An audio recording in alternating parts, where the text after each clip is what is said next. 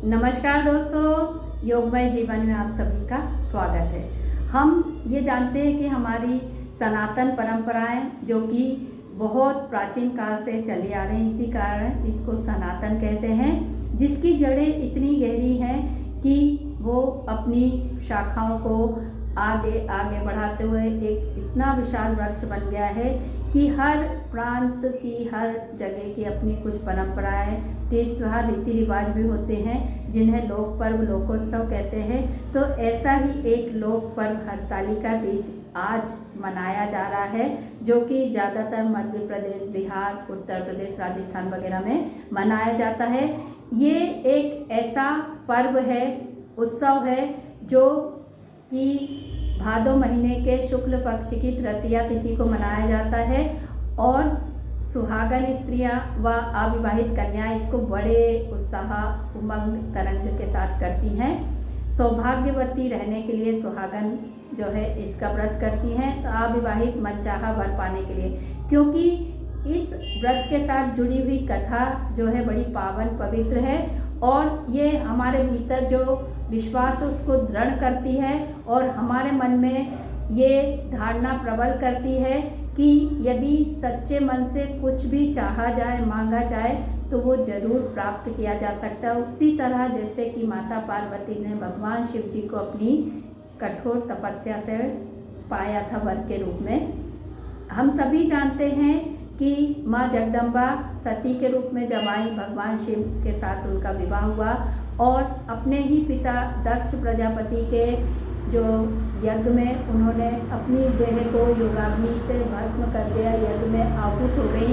तब उनके इस विरह के बाद भगवान शिव जी ने जो है तपो धारण कर लिया और जो है सारा तरफ से वैराग्य एक तरीके से ले लिया। लेकिन माँ सती जो अपने पति से अलग नहीं रह सकती थी, उन्होंने फिर से जन्म लिया। हिमालय के घर वे पार्वती बन के आई और उनके मन में शुरू से ही एक ही कामना थी कि उन्हें भगवान शिव को पति रूप में पाना है। और जब वे विवाह योग्य हुई तो उनके पिता ने उनका विवाह भगवान विष्णु से तय कर दिया। इसे जानकर उन्हें जो है पसंद नहीं आया। उन्हें सोचा पिता से कह नहीं सकती, क्या करूं। उन्होंने अपनी सहेलियों से बताया तो सहेलियां उनको अपने साथ लेके जंगल में चली गई, इसलिए इसका नाम हरतालिका है कि हरण करके वो अपने साथ लेके गई। वहाँ फिर जंगल में उन्होंने एकांत में रहते हुए बहुत ज़्यादा कठिन तपस्या की, जिसमें उन्होंने एकदम अन्न, जल सब कुछ त्याग दिया। कभी धुआं भी लेती थी, वो भी त्याग दिया, पत्ते खाती थी तो वो भी त्याग दिए, जिसके कारण उनका नाम अपर्णा पड़ा। ऐसे धीरे धीरे सब कुछ त्याग के वो इस स्थिति में पहुंच गई कि भगवान शंकर को अपनी तपस्या छोड़ के आना ही पड़ा। और उन्होंने माँ पार्वती से पूछा क्या इच्छा है उनकी, तो उन्होंने बताया कि वो और कोई कामना नहीं, एक ही मनोकामना है कि वे भगवान शिव को वर के रूप में पाना चाहती हैं। तो उनकी तपस्या और ये सब देख के भगवान शिव जी ने उनको जो है इच्छा पूर्ति का वरदान दिया।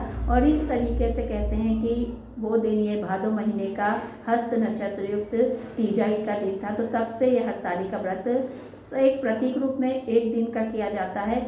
आज के दिन निराहार, निर्जल रहते हुए महिलाएं, कन्याएं जो है भगवान शिव की, पार्वती की पूजा करती हैं और अपनी मनोकामना व्यक्त करती हैं। स्वास्थ्य की दृष्टि से यदि हम देखें, यदि किसी को इतने कठोर व्रत में समस्या है तो व्रत में वो अपने विधि विधान से पूजा के बाद जल वगैरह ग्रहण कर ले।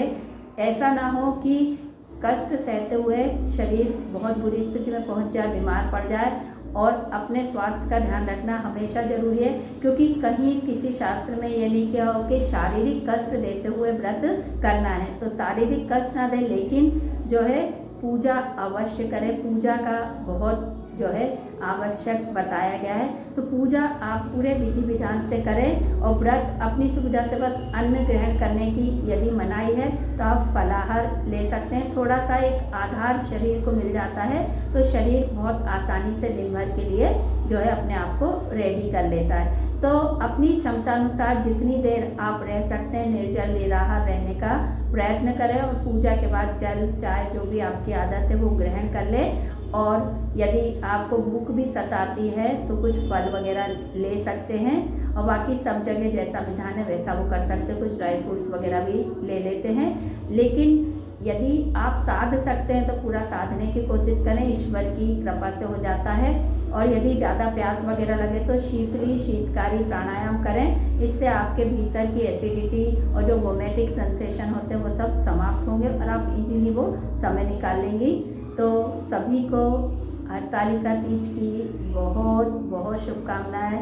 भगवान शिव और माता पार्वती सबकी मनोकामना पूर्ण करें। धन्यवाद।